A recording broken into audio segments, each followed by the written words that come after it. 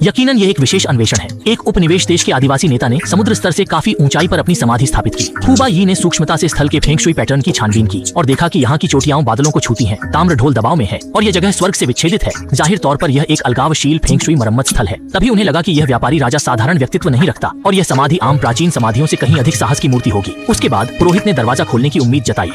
इस भव्य समाधि में क्या प्राचीन खजाने छिपे होंगे, लेकिन दरवाजा धक्का देने पर भी नहीं खुलता। दरवाजे के ऊपर एक ड्रैगन और एक टाइगर की मूर्तियां देखकर और उनके दिल की जगह पर 2 ताले के छेद, हुबा यी को अचानक प्राचीन लाश से मिले ड्रैगन और टाइगर के डंडे की याद आ गई। इसलिए उसने फौरन पंडित से वह डंडा लाने को कहा, उसे 2 भागों में बांटा और दोनों ने टूटे हुए हिस्से को ताले के छेद में डाल दिया और आश्चर्य से दरवाजा सचमुच खुल गया। तीनों लोग अंदर की जांच करने लगे, जहाँ कुछ स्तंभ मूर्तियों के साथ देखे गए और 5 मीटर व्यास का एक बड़ा गोल पटल भी था, जहाँ पंडित कदम उठाने को थे, पर हुबा यी ने उन्हें विरत किया। ये कोई यांत्रिक खतरा हो सकता था। कुछ समय बाद वे तीनों गोल पटल पार कर एक अन्य कक्ष में पहुंचे, जहाँ कलाकृतियों के साथ साथ एक शानदार भित्ति चित्र भी था, जिसमें प्राचीन डीन साम्राज्य का इतिहास और कथाएं प्रदर्शित हो रही थी। और चित्र पर दी गई सूचना से मुचेन बीड सचमुच टिम द्वारा चित्रित फीनिक्स के जीवन की आकांक्षा थी, जो कि अमृता के पथ पर मनुष्य को साथ देती है।